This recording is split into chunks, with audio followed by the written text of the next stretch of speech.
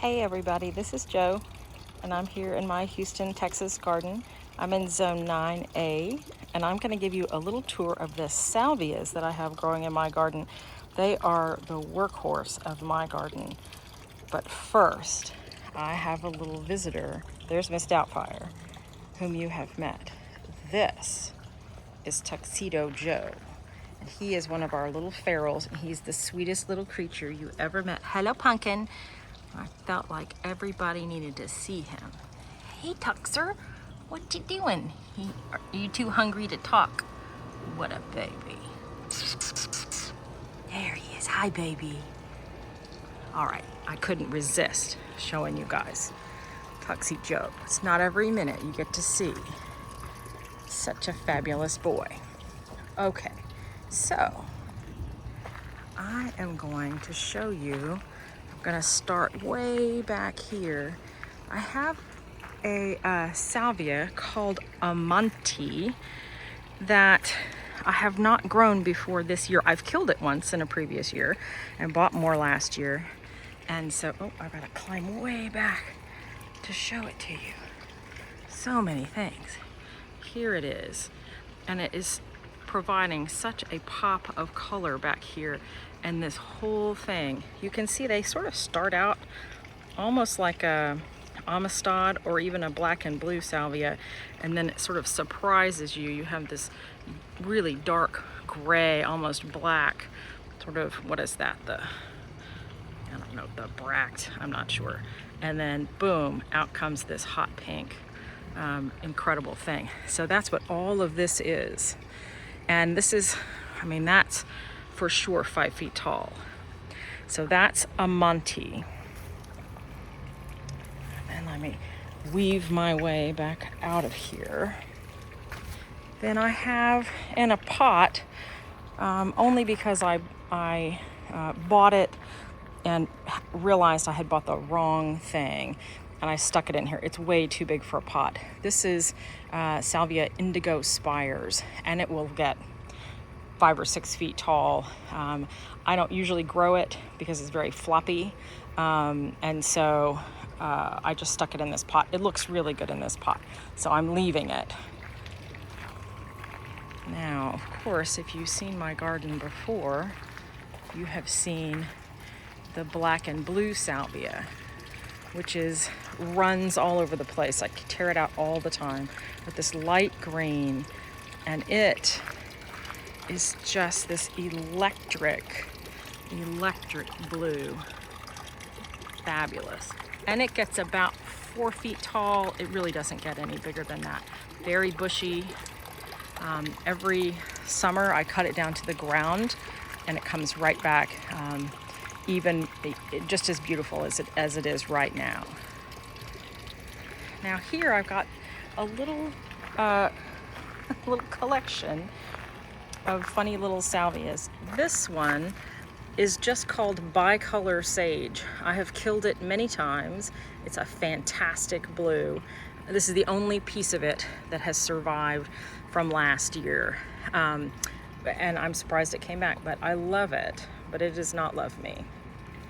Next to it is another kind of salvia that also doesn't love me, but this year, this one plant, 4 of them died. Number 5 has survived. This is called Salvia nemorosa. And I'm not sure what the variety name is it is for that color pink, but I really like that.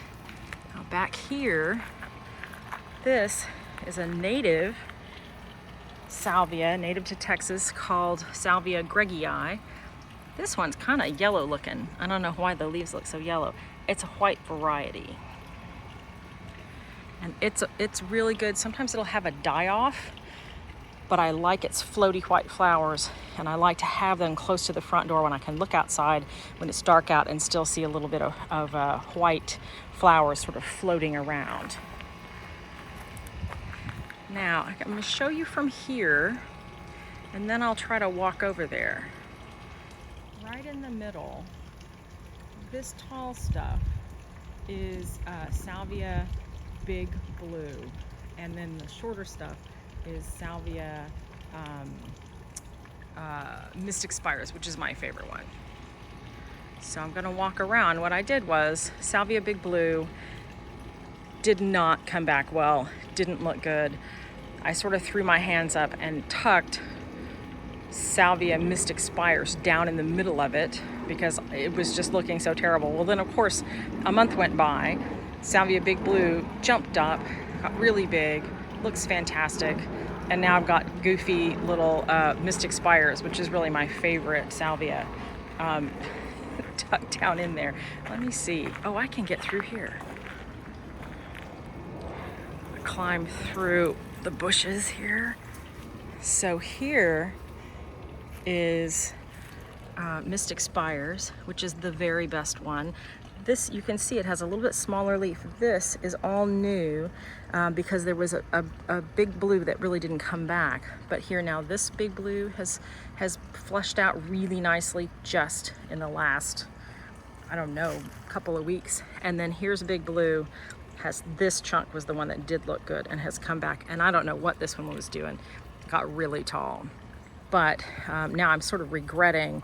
I think there's a little bit of Big Blue down in there, and I'm regretting putting this in the middle of it because it looks goofy now. But alas, that's a problem for another day. This is not a salvia, but I thought I'd show you the Peter's Purple Monarda, which is just starting to bloom. All right, now we're on a hunt for some more salvia back here. It's Miss Doubtfire being my little helper.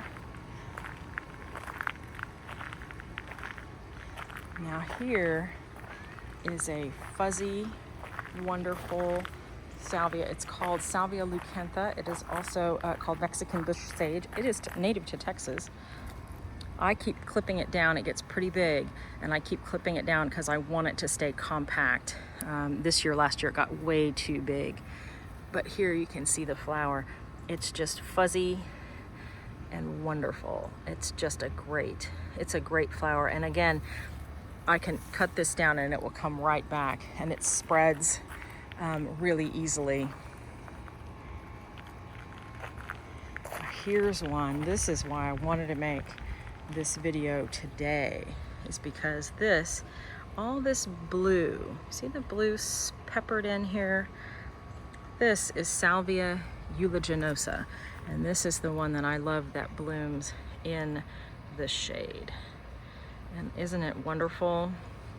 It's a bit floppy, and I tried a little experiment by putting a support over. See my little support from last year's disaster, not disaster, but failure. I thought, well, I'll see what will happen if I put it over my little baby. I'd cut this down, the Salvia uliginosa down.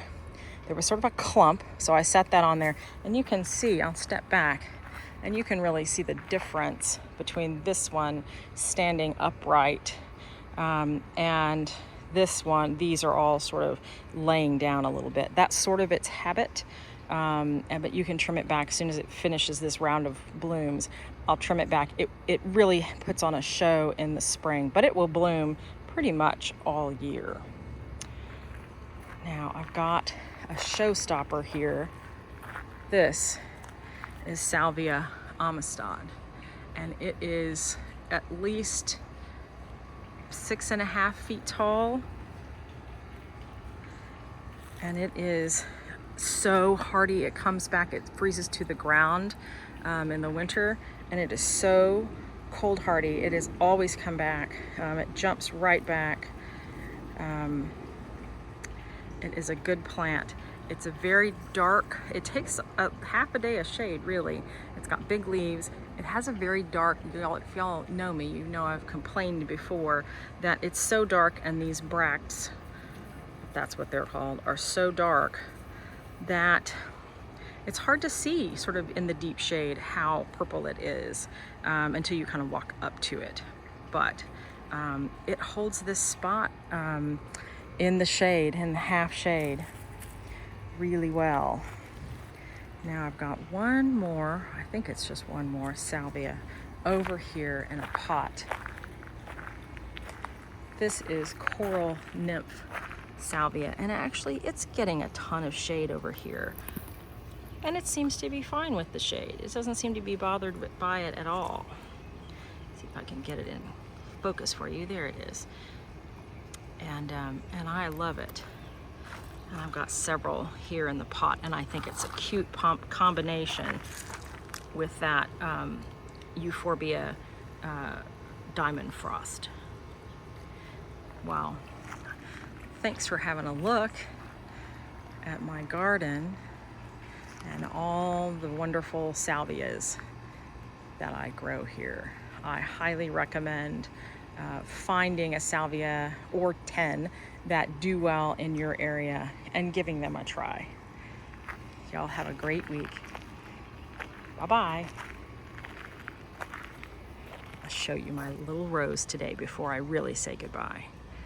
That is Rockwall Sesquicentennial. So beautiful. Bye-bye.